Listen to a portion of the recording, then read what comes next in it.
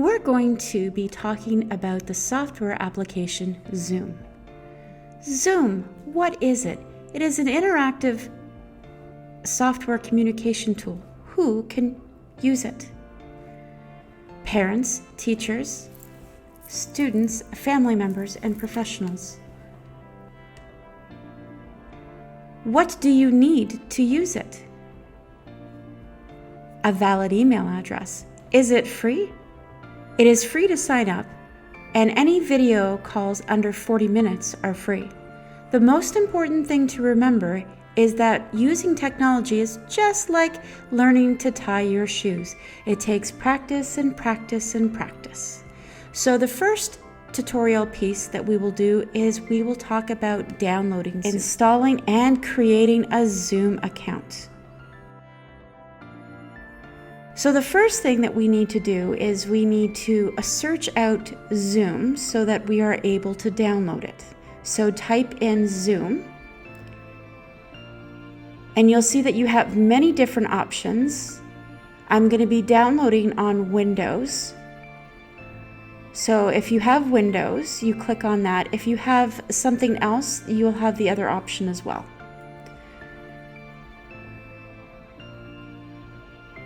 Once you click on Windows, it'll take you to a new window. And if you can see there, it is also available for tablet and also available for phone. You would go to Google or you would go to the App Store. If you look at the bottom, you will see there's a big blue arrow, and the big blue arrow shows that it is downloading. Once it's finished downloading, we can open it up. So now we have to put in your date of birth by month, day, and year so that you can continue on to upload Zoom.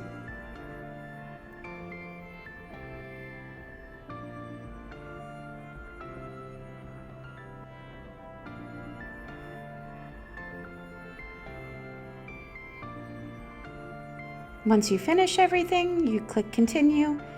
Now, it will ask you to put in your email address.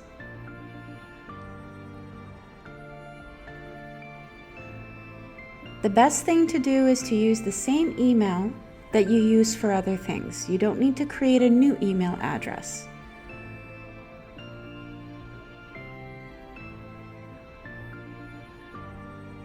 Click on sign up. You will have to go through some verifying CAPTCHA photos because this is your first time using Zoom.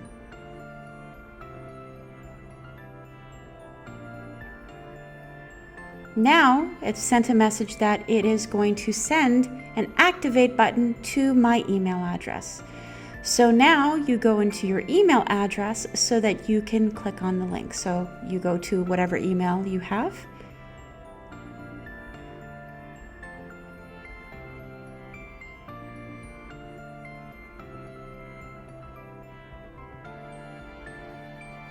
The thing is sometimes typos happen with your passwords. You can always click on show password if you're struggling with typos. And if you see there was an email from Zoom and you click on the activate button. Sometimes when you click on, it might not work and you might have to click to open in a new tab. So now we are going to create our Zoom account.